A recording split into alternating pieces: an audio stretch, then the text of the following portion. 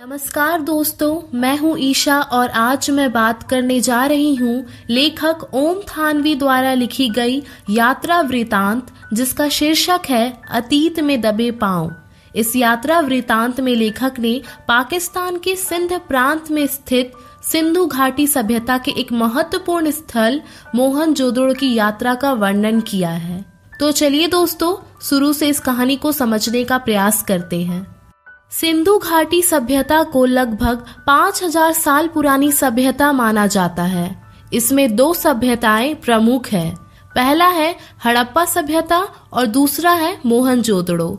हड़प्पा सभ्यता जो कि पंजाब प्रांत में है, जबकि मोहनजोदड़ो पाकिस्तान के सिंध प्रांत में स्थित है। सिंधु घाटी सभ्यता को दुनिया की सबसे पुरानी सुनियोजित नगरीय सभ्यता माना जाता है। हड़प्पा में रेल लाइन बिछने की वजह से ज्यादा खुदाई तो नहीं हो पाई, लेकिन मोहनजोदड़ो में बहुत दूर तक खुदाई की गई। मोहनजोदड़ो की खुदाई का कार्य सन 1922 में राखालदास बनर्जी ने उस समय के पुरातत्व विभाग के निदेशक सर जॉन मार्शल के कहने पर किया। सिंधी भाषा में मोहनजोदड़ो का अर्थ है मुर्दों का टीला। दरअसल मोहनजोदड़ो सिंधु घाटी सभ्यता का सबसे बड़ा शहर था, जो कि करीब 125 हेक्टेयर के क्षेत्र में फैला हुआ था, और ऐसा माना जाता है कि किसी समय में मोहनजोदड़ो सिंधु घाटी सभ्यता की राजधानी रही होगी।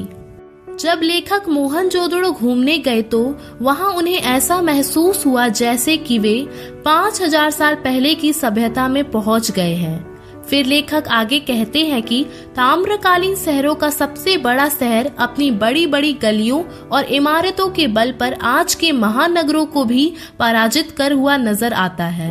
मोहनजोदड़ो शहर टीलों पर बसाया गया है, और ये टीले प्राकृतिक नहीं है, बल्कि मानव निर्मित छोटे छोटे टीले हैं जो कि कच्ची और पक्की ईंटों के बने हैं। और ऐसा इसलिए किया गया ताकि सिंधु नदी के बाढ़ के पानी के प्रकोप से बचा जा सके। लेखक मोहनजोदड़ो की नगरीय सभ्यता और जल संस्कृति के बारे में बताते हुए कहते हैं कि यह ताम्रकालीन नगरीय सभ्यता है। यहाँ के खंडरों को देखकर ऐसा लगता है कि जैसे आज भी कोई यहाँ रहता है। यहाँ की नियोजन व्यवस्था भी बहुत सुंदर है, और यहाँ की चौड़ी गलियां एक दूसरे को समकोण पर काटती है। यहाँ के सभी घर ईंटों और लकड़ी से बनाए गए हैं, और इन घरों की दीवारें काफी मोटी हैं। हो सकता है कि 2 मंजिला घर बनाने के लिए ऐसा किया गया हो। और यहाँ के घरों के दरवाजे मुख्य सड़क की ओर ना खुलकर पीछे की तरफ खुलते हैं। मुख्य सड़क पर बैलगाड़ियां चला करती थी, और संयोगवश चंडीगढ़ शहर भी इसी तर्ज पर बना हुआ है। यहाँ पर इंसानी जरूरत का हर वह सामान मौजूद है जो कि किसी भी सभ्यता के लिए आवश्यक है, लेकिन सारी वस्तुएं बहुत छोटे छोटे आकार में हैं।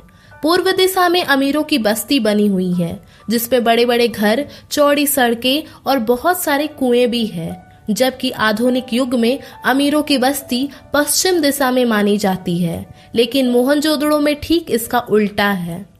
मोहनजोदड़ो के लोग अपने सभी कार्य आपसी तालमेल से करते थे। लेखक के अनुसार यहाँ के लोग व्यापार करते थे, और इन्हीं लोगों ने दुनिया को उन्नत खेती करना सिखाया था। यहाँ पर एक विशाल गोदाम भी है, जिसमें कर के रूप में प्राप्त अनाज रखा जाता था। यहाँ कपास, गेहूं, जौ, ज्वार, सरसों, बाजरा, चने, खजूर, खरबूज और अंगूर की खेती के प्रमाण भी मिले हैं। इस सभ्यता को अधिकतर विद्वान खेतीहर और पशुपालक सभ्यता मानते हैं। यहाँ लोहा नहीं पाया गया, लेकिन पत्थर और तांबे के इस्तेमाल से कृषि के औजार बनाने के सबूत मिले हैं। यहाँ के लोगों को ड्रेनेज सिस्टम यानी जल निकासी के बारे में अच्छी जानकारी थी। यहाँ के हर घर में जल निकासी की भी अच्छी व्यवस्था देखने को मिलती है, और जल निकासी के लिए ढकी हुई नालियां भी बनाई गई है। नगर में एक 40 फुट लंबा, 25 फुट चौड़ा और 7 फुट गहरा जलकुंड भी है।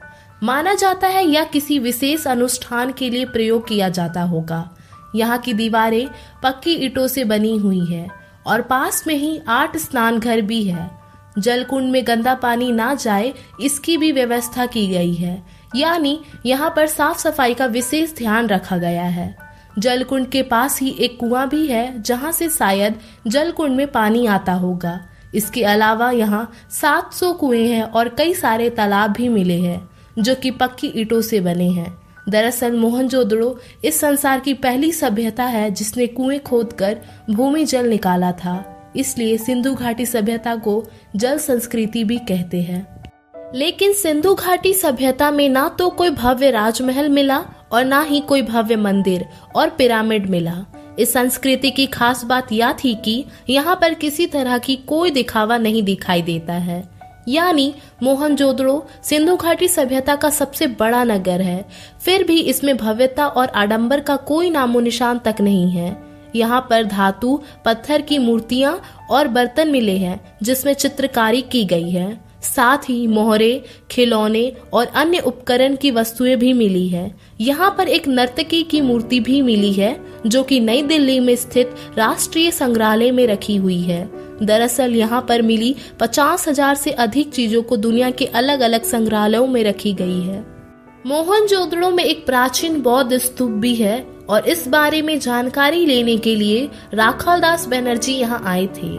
लेकिन जब यहाँ खोदा गया तो इसके नीचे उन्हें 5000 साल पुरानी सभ्यता मोहनजोदड़ो का अद्भुत नगर देखने को मिला। तो दोस्तों, इस वीडियो को लाइक और शेयर करके आप हमारा आत्मविश्वास बढ़ा सकते हैं और हमारे चैनल पर पहली बार आए हैं तो चैनल को सब्सक्राइब जरूर करें। धन्यवाद।